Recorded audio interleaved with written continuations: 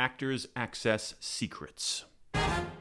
Everyone, I'm Matthew Cornwell with Get Taped here in Atlanta, Georgia, one of Atlanta's original audition taping services, which I co-own with my amazingly talented, beautiful wife, Brooke. And now on to our topic. Actors Access Secrets. Over a decade ago, the Southeastern United States became almost exclusively self-tapes. And almost every Southeastern casting director uses Actors Access for submissions of those self-tapes. So let's just say Brooke and I know a thing or two about Actors Access. And today you're going to get several tips on how to maximize your Actors Access experience. Uploading media before you self-tape. Here's something to make your life a little easier and your time after self-taping more efficient. If you're planning on uploading a reel, a clip, an NDA, or something else as part of your submission package, do it the moment you get that CMail. The key is after you upload these files, just go back to the CMail or log out completely. After you've taped your audition, when you log back in, you'll see those files are still there, thus saving you some time on the back end. Video quality. Some actors lately have noticed that their clips seem blurry on playback after they've uploaded to their CMail. We've always noticed that after we upload to CMail, the videos seem just a tad darker. It's true that Actors Access has always compressed your files when uploading them, but take comfort knowing that most casting directors and other buyers who might be watching these files are not watching them at full screen. And believe us, if blurry video was an issue, we'd hear about it all day, every day from these casting directors who have to spend hours watching these videos. So don't worry about that too much. If it is still bothering you though, and you are technically savvy, don't fall into the trap of trying to compress at higher settings in an effort to offset the compression that Actors Access is doing. It's actually the opposite. You want to compress closer to 720 instead of going up to 1080 or, God forbid, 4K. Now, if you don't know what 720 or 4K or 1080 is, it's beyond the scope of this video for me to explain, so just Google it. Or come to a taping service like us. Reordering and relabeling your files. This was a very welcome feature when it was added a few years ago. Once you've uploaded files, if you go back to your CMail, you'll see that you can now actually drag to reorder those video files, or if you've noticed an error in the labeling or a typo, you can actually change or fix the labeling of those files before you go to that final page and submit your audition. Cheating the deadline.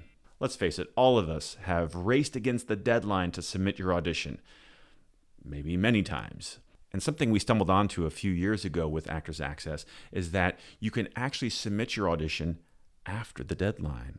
As long as you open your CMail and get to the upload page before the deadline, then you can continue to upload files past the deadline and still successfully submit your audition.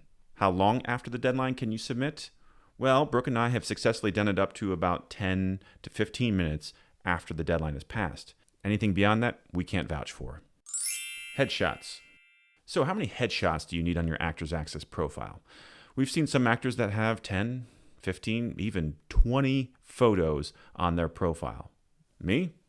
I got 2. Yep. You see, I know my type and my brand very well. And for those of you who are Sam Christensen grads, you're ahead of the game like me. So I don't need 17 photos to show you what I look like in a lab coat, or with a stethoscope around my neck, or in army fatigues, or in a suit to show that I can be a lawyer. No. Now, I will switch out these two periodically, but I don't overdo it with having so many photos up there at any given time. Put all those extra photos on your IMDb profile if you have a subscription to IMDb Pro. Just don't give your agent and other decision makers decision paralysis by having way too many photos to choose from. Because what will likely happen is the agent will just default to your default image every time, and the rest of those photos that you paid to upload have gone to waste. Slate shots. Are slate shots necessary? Maybe. They do give you one for free, so you might as well take advantage of that. But a lot of actors are under the impression that by having slate shots, it will somehow increase their ranking with a particular submission. Now, this is true if the casting director or whoever is viewing the CMail on their end is using the default viewing settings. But from what we've heard from Q&As with casting directors, they all have their own specific way of viewing the files once they come in. And once they reorder according to their preference, then the usefulness of having the slate shot starts to diminish. But again, first one's free, so why not do it? Just don't pay for a slate shot for every one of your 15 photos. That's an unnecessary expense. Reels, clips, or both?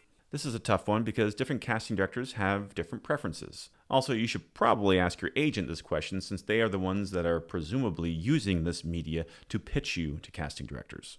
So ask them if they prefer clips, a demo reel, or both.